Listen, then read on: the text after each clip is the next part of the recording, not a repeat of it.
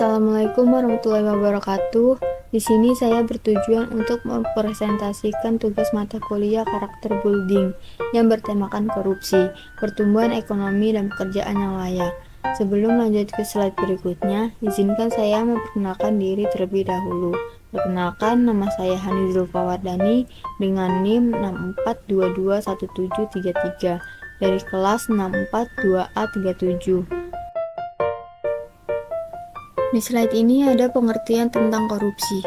Korupsi menurut undang-undang adalah setiap orang yang secara melawan hukum melakukan perbuatan memperkaya diri sendiri, orang lain, atau suatu korporasi yang dapat merugikan keuangan negara dan perekonomian negara. Tindakan korupsi bukan hanya terjadi pada pemerintah saja, tapi warga negara juga sering melakukan tindakan tersebut, baik dalam skala besar maupun skala kecil. Salah satu contohnya saat COVID-19 kemarin, yang mana sebenarnya dari pemerintah setiap warga negaranya mendapatkan bantuan berupa sembako. Namun banyak dari setiap daerah ada yang melakukan korupsi, seperti barang sembako tidak dibagikan kepada masyarakat lainnya. Maka dengan itu, korupsi merupakan salah satu penghambat bagi pertumbuhan ekonomi di Indonesia.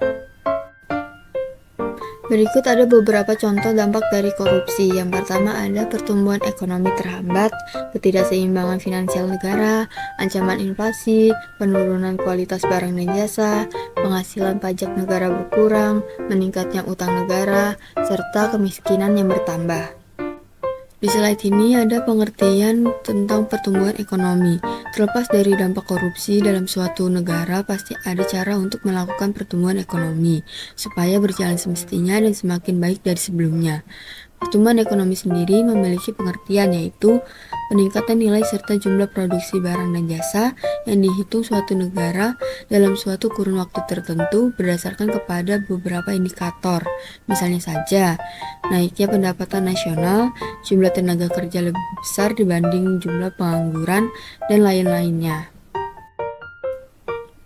Berikutnya adalah data pertumbuhan ekonomi Indonesia dalam laporan East Asia and the Pacific Economic Update.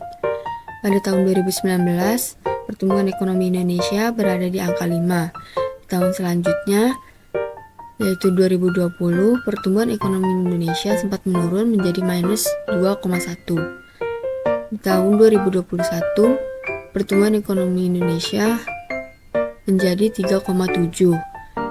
Di tahun berikutnya lagi, yaitu tahun 2022, pertumbuhan ekonomi Indonesia berada di angka 5,3. Dan perkiraan pada tahun 2023, pertumbuhan ekonomi Indonesia berada di angka 4,9.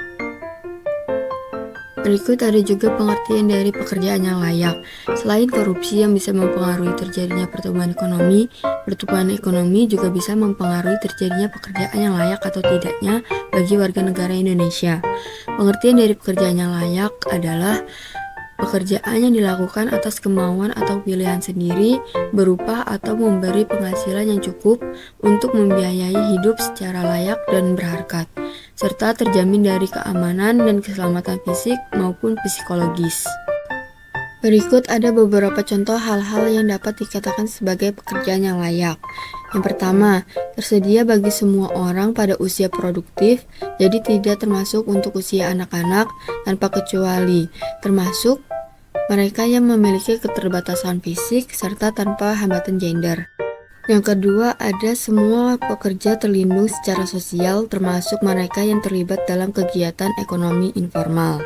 Dan yang terakhir, semua pekerja tersalurkan suara dan aspirasinya melalui sistem dialog sosial yang berharkat secara kemanusiaan.